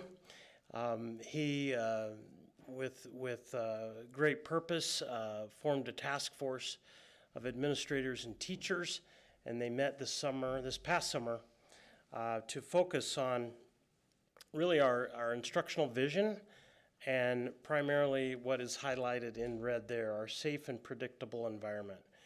And so they focused on one task, and that was all wrapped around student movement and the students moving obviously from point A to point B with passes. And in our old reality, we carried around paper, just like we did when we all went to high school, right? And so this group, he's going to articulate what happened there, but it literally, what we're going to talk about, emerged from the conversation with teachers. And I'm so proud of our staff, our amazing students who make eHall Pass work every day. So Mr. Wickman, please add some detail. Thank you. All right, so we had a student movement team, again, as Mr. Gilbertson referenced. That team consisted of several teachers. Mr. Brian Court was part of that. Phil Kuehl was part of that as well. So we had some support from the IT department as well as Mr. court. Some of that was to make sure that whatever we do with student movement, our substitute teachers have a great deal of understanding and that it was very seamless. We looked at student referral data, like where that is. We noticed that we had some spikes in the middle of periods, so that was pretty interesting. We watched security camera footage, in particular the 200 cross corridor. So that in the freshman hallway, everybody knows is the most chaotic time, place to pass. We talked about anecdotal concerns of staff, where students are, how they get to and from, what's happening with all the students on open block, open lunch, that sort of stuff. And then one of the pieces was we looked at the e-hall pass product. So is this something that we want? Is there alternatives out there, or is this the only show in town? From there, the team provided several recommendations. And one of the big pieces was we shifted from student movement into, we started at e-hall pass and how do we handle passes into student movement, managing open block, open lunch. Things we're specifically looking for is increasing student safety. A big component of that is if something happens, we know where all kids are. All kids are supervised with an e-hall pass system and our student movement updates. So that was really an important aspect of it. We're also really curious about the amount of time kids are out of class. So how often are they asking for passes? What time of day is that? How long are they out of the room? It always seems like forever when kids leave our classrooms. Meetups, that's really problematic for us. Lots of bad things happen when students text each other and want to meet up in the hallways. So we needed to really address that. And one of the big focuses, and it is really on open and transparent communication. So that was a really important aspect of this, that teachers understand clearly where all kids are, what's happening in our building, and that there's extreme transparency in that. So what we have here is a video. This is actually the 200 cross corridor looking at the girls' bathroom. On the left is a video from February, and on the right is a video from August 30th. And when I show you this, it's about 2 minutes. I'll probably talk about some of the other bullets there just to keep time going for you all. But one of the challenges I had in even connecting these two videos is I pulled 30 minutes of security footage. The interesting thing about it is that's 45 minutes of clock time in the video on the right and 31 minutes of clock time on the video on the left. There's 15 minutes throughout this period of time where there are no kids, no adults crossing the 200 cross corridor. So that was a big change. You'll also notice in the video on the left, if you watch the bathroom, there's two girls that are going to pop in and out as if they're looking just to make sure nobody's coming. And so it really shows kind of what happened. Big thing is we did reduce overall. So this is sped up 16 times. That's why you see it. Most of the traffic on the right is actually adult, whereas the traffic on the left is primarily student. There's the girls. Did you see them? And so that was pretty commonplace, especially in this particular set of bathrooms where we did have student meetups, students hanging out outside of there. You'll also notice that students move in packs very frequently, whereas on the right, you're not noticing that as much either. So we really did reduce overall student traffic. Observable meetups are kind of limited here. Congregation in and outside of the restrooms. One of the big things, Mr. Al Heyman, our custodian, we love him and all of his tremendous work. He is thankful for this product because the bathrooms are cleaner. And one of the things that we're kind of interested in with this is we, at this point in the year, we have no students that we've restricted passes entirely, and only 4 peer-to-peer interaction restrictions at this point in time. When we implemented this process, we would have expected that to be significantly higher. So let's see here. This is example of a week's use of passes. The top bar, just for reference, is 200 passes or 250 passes. So each one of those increments is in levels of 50. And the breakouts for each bar is a 10-minute window. We're averaging about 1,300, between 1,250 and 1,350 passes every single day. One of the spikes here in the middle, you notice this one that I circled in red. This is actually Islander time. So when we talk about what we're doing with our Islander time for 9th and 10th grade and the interventions we do, this is the 10-minute window where those kids are scurrying from one Islander time to the next to get support with their homework and interventions. Okay? The next part that we see is, if you really look, you'll notice the two periods, and again, it's those big humps represent blocks. The 2 blocks on the right, we do see way more passes in the afternoon. So as the day progresses, the number of pass requests goes up significantly as well. So we're having conversations in our MTSS team about what we can do to change that. How do we maybe change instruction, whatever that looks like. So teachers are readily using this data to look at that. In addition to the e-hall pass, so again, that's something that I think for the most part students have been very accepting of. Staff really actually love it. There's lots of anecdotal stories of a kid saying, hey, can I have a pass? And sure, fill out an e-hall pass. Yeah, I don't have to go that bad. We currently limit the number of kids out in the hallway at any given time to 40 students, but teachers always have the autonomy to override that. So a student requested pass has limitations, whereas teacher derived passes do not. Okay. Open block, open lunch. This is a really big change for our upperclassmen. We have a designated location for all students in 11th and 12th grade for both open block, open lunch. We have a designated, and we wanted to make sure that we had supervision. So we, in the past, last year, in our East hallway is probably, and our 400 fine arts hallways, a lot of times throughout the day you could go and you can observe lots of students and no adult supervision. And so we really wanted to look at how we could address that. So what you're seeing here is a picture outside of the East office. This is the 300 corridor, the nurse's office right there.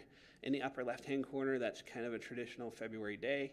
There's lots of students all throughout the day. It looks something like that. On the bottom right-hand corner, I didn't want to show you a picture of desks, empty chairs. That's actually a class that's using it as a flexible group workspace. So we've really transitioned that from a place to hang out, and typically we had issues with 9th and 10th graders connecting with our 11th and 12th grade, but we have seen a 4% reduction in in 9th and 10th grade absenteeism from this. All of our locations, we ask kids to go to the South Commons. We 100% of the time have a hall monitor, door number 2, so those kids are supervised during open blocks throughout the day. We increased the utilization of the media center, and gone are the disruptions of kids standing outside of windows waving. Open lunch, this was an interesting challenge. We still have more movement during the lunch blocks than any other part of the day. But we have supervised the gym, so we now have kids that go in and play pickup basketball every day.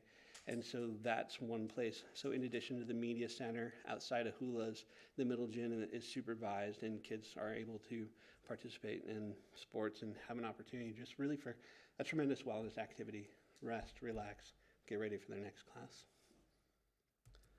So that's kind of in a nutshell, if there are any questions. Thank you, Mr. Wickman and Mr. Gilbertson. Any questions? Ms. Wolf? Not so much, I guess, a question. I just appreciate, we can't make the assumption that our juniors and seniors are all driving themselves. I mean, you may think that if you go to the parking lot, but I promise they're not. And so it's nice that there's a designated location, because while I know as a student I had the opportunity to go home during open lunch, I never would have wanted to stay, during junior, senior time. But I think it's good to have that, because we just can't assume that every student is driving themselves or has a vehicle. So I appreciate that there's a designated locations with supervision for them. Mr. Hawley? No questions, just more of a comment. So I remember the first time I sat in a virtual meeting and you guys brought this up. And I remember wanting to jump out of my chair because it was the most exciting thing I think I'd heard all year. And you have no idea how many conversations I've had, because we have several children in the high school, from knowing our children and our children's friends to their parents. How many people have said they were so against this? But for you guys to come here and show what's happening with the wellness activities for the upperclassmen to the decreased distractions. I mean, if you look at that picture, the two pictures of the hallway where the students are sitting on that couch, it almost looks like the same class in two different pictures. And in this picture, they're not being disrupted. Like, this is one of the greatest things I've ever heard of. I'm so happy you guys implemented it, and I look forward to hearing more about it.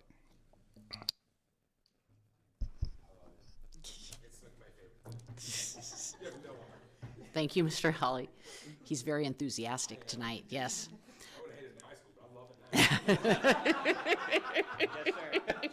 Mr. Alinsky.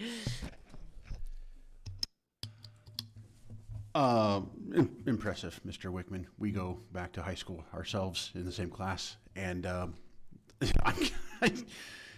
with Josh. You know, I was one of those kids where I would get bored in class, and I think I need to go to the bathroom.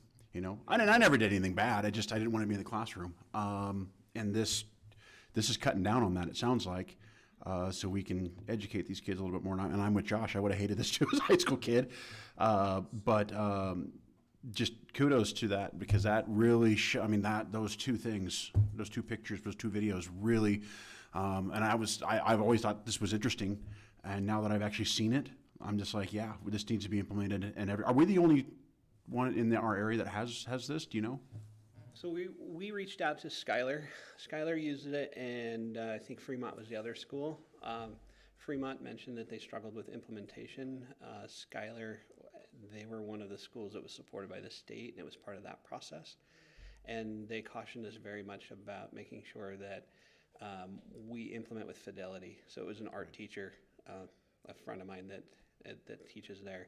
And so it was really great having a teacher perspective in the implementation, because those were some of the very concerned people at first, were our performing arts and fine arts, because you want me to stop and conducting and go and make passes. And so they've really embraced it, and I have not heard a negative thing. Mr.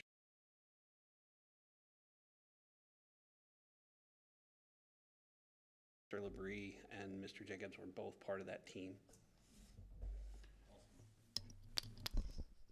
I just had one question. Can you explain what peer-to-peer restriction is? So, in a nutshell, basically, I guess the best way to describe it is if Mr. Cloutier and my daughter are always in the hallway together all the time, when he requests a pass and he's in the hallway, it'll tell her no. So, and it shows up, it's no longer on the teacher, so it shows up right on their screen. And we can pull the data, so I also can run a report to see how many passes every kid has, and then who is in the class, who is in the hallway at the same time, and if they share a destination. I'm sorry, that's just brilliant. It's just brilliant. Yeah, it's just brilliant. If I could, Madam President, add one other point. I said this earlier, and I'll say it again. It's the software program is only as good as the people who use it. And so, again, I'm just going to say loud and clear, our staff is making this work, and our students, because the students generate the passes. They own them, right? And that's hard to conceptualize. We did not write our own passes when we went to high school, but the students own it, and they're making it work. It is a great software program, but it's about our people, absolutely. Thank you for that. Tell them kudos. We appreciate it. Oh, Mr. Holly. And maybe I missed this. Have you guys done any studies on the length of the hall passes, for example? I mean, we know how far away kids are from the bathrooms. If you take a bathroom pass and you're gone for 30 minutes, is there any studies like that are going on to see any patterns? So with the initial implementation, there were some challenges, teachers forgetting to stop a pass.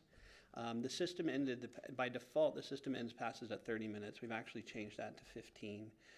We had issues where we didn't have any kids in the hallway, yet a kid couldn't get a pass. And so we are getting better and better, but I can answer that anecdotally. Ms. Stewart, one of the freshman math teachers, said, you know, it only does take 4 minutes to go to the bathroom instead of 15.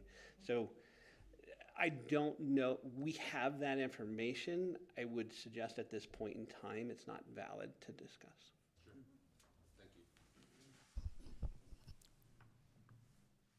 Okay, well done, thank you.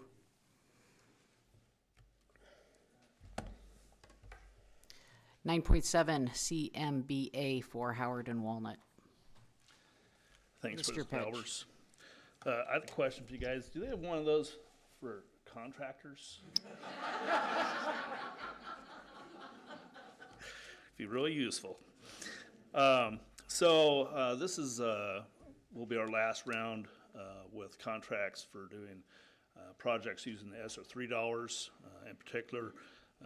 This is for multiple projects that will occur with security vestibules for Walnut, Howard, Gates, Wasmer, and Lincoln, West Lawn, and Newell.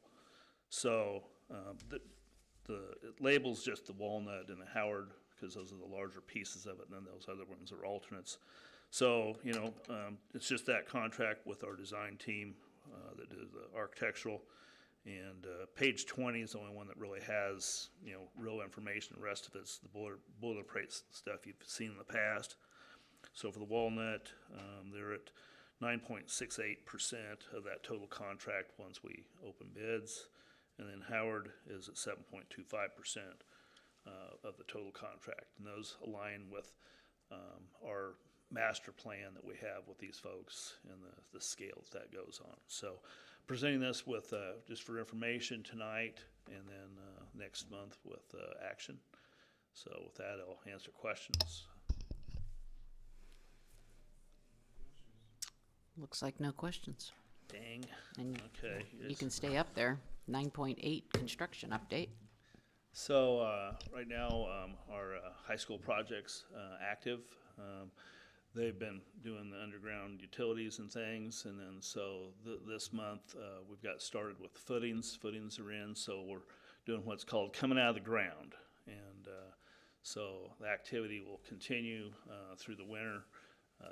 Next things you'll see is they'll pour floor, and then at some point they'll get the steel in and put the structure up. So move along on their schedule. So far, so good, and that's it for construction right now. I'll answer any questions you might have. So you must be pretty bored then. You have much going on? It gives me something. I'm working on project list also, by the All way. right. So that's Okay. this time of year. So, and Yeah, that's no hall passes for me. But Okay. no, it's good. Plenty of stuff for us to focus on because we do have probably a pretty good sized project list coming at you here in February. It'll take us that long to get to that piece. So very good. All right. It doesn't look like we have any questions either. very good. Thank you. All right. 9.9 student representative report. Mr. Cloutier, we are all excited to hear your report. Hi, everybody. Thank you guys for coming to tonight's meeting. I'd like to start off by saying that I am personally extremely proud of our students and their achievements, academic, athletic, and just, character. I think that I hope my report conveys how excellent Islanders are to the board, especially, with whatever I have to say, Okay, so I'll get into that first. I want to talk about student leadership and some stuff that's been going on at the high school. So I'd like to start off. We had our first superintendent student advisory council, as Dr. Grover, if she were here, would confirm. I think that went really well. There's a lot of really strong leaders in that group. There's also a lot of diversity as far as identities go, ethnicity, backgrounds, which I think is super important for accurately representing all students at Grand Island Senior High. I'm super excited to be working with them as the year progresses, formulating projects and being able to represent them along with Dr. Grover to the board. Speaking of the Superintendent Student Advisory Council, I think Mr. Gilbertson already touched on this, but 11th grade member Lauren Brown and myself both had, is this good? Yep. Okay, sorry. We both had an opportunity to interview with Brian Gallagher on KRGI this morning, which was cool, just to sort of give direct insight to the community on what goes down here and how those student administration connections are formed. So yeah, and then I'd also like to note that the Superintendent Student Advisory Council has helped organize a voter registration drive up at the high school on October 18th, which, I mean, that's a really unique and awesome opportunity to get students involved civically with their community, both at the city, the state, and national level. That's really awesome. I'd also like to talk about the National Honor Society. Tegan Chitsos and Sophia Armstrong are organizing the annual NHS Blood Drive, which will take place on November 18th. And all members of the NHS are working to, get as many people involved with that as possible, including myself. And that's awesome. That's really great. The class officers, after an extensive period of polling of our peers, have determined that the senior activity will be a senior sunrise, which will take place also on October 18th. Yeah. And then now I'd like to highlight some of the athletic achievements, extracurricular and academic. So we started our National Merit Scholarship applications, and the process for taking that, the test and then all that started, which is a really great opportunity that Islanders have. For athletics, Haley Kenkel placed 5th at the girls' state golf meet.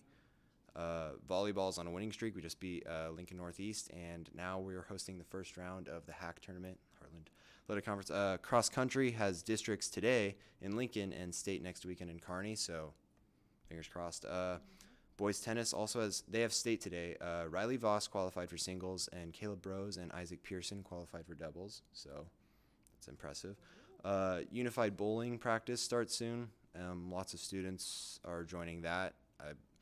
Miss Wells told me that more than ever are interested in that, which I think is super cool. It's, again, one of those unique Islander opportunities that isn't necessarily available everywhere. We also added a new esports team for Rocket League, and we're pretty good, if you've heard.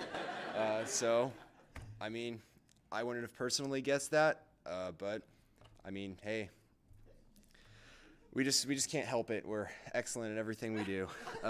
Yeah. And then football, rough game, but we are 5-2, and so we're going to Omaha the next 2 weeks. We'll be hoping to win out and host a game for playoffs, which will be it's a big goal for us. Yeah. And then just to reiterate the stance I enunciated at the beginning, I'm really proud of everybody. I mean, I know you guys don't get a lot of necessarily, hands-on in-person stuff with students, but I mean, I think that I hope I convey that our students are a testament to the standard of excellence that Grand Island holds. I think it's something that's really intrinsic to us, and I'm extremely excited to continue reporting about our students. So thank you. Thank you, Mr. Cloutier. I will tell you I will be at voter registration as one of the, what are we called? Assistant registrars? Yeah, what? I don't know. I went through the training. I have the certificate. But I'm looking forward to it. I'm looking forward to being up at the high school. That'll be fun. All right. Any questions for Mr. Cloutier? Excellent. Excellent report. Thank you. Number 10, action items. Take a close look at this. Yeah, no action tonight. Can I believe it? No, never happens. Bonnie, yeah. Yeah, do you just want to take a vote on this? Yeah. Okay, number 11, reports. Grand Island Public Schools Foundation report. Thank you. And thank you to all who supported, attended, and sponsored the inaugural GIPS Foundation Harvest event. We were overwhelmed with the success of the event and are grateful for everyone's generosity. We are thankful to the 100% of Board of Education members and GIPS cabinet members who supported the harvest. This support is just one of the many reasons that show the true collaboration and partnership we have within the district. The foundation also announced and planned celebration for the Hall of Honor in November 2023. The Hall of Honor will be undergoing a renovation and upgrading to an interactive kiosk. This kiosk will be displayed in the soon-to-be renovated entry of Gish. The foundation will be raising funds to support the new kiosk, as well as looking for both Hall of Honor nominees and Legendary Educators nominations. This is on behalf of our very own now, Carrie Hooker Leap. So thank you. Several of us attended the inaugural harvest event, and it was very well attended, well done. I think it was a complete success, so that was very fun. 11.2 is NASB monthly update. We all get those emails. You can get on their website as well and check stuff out.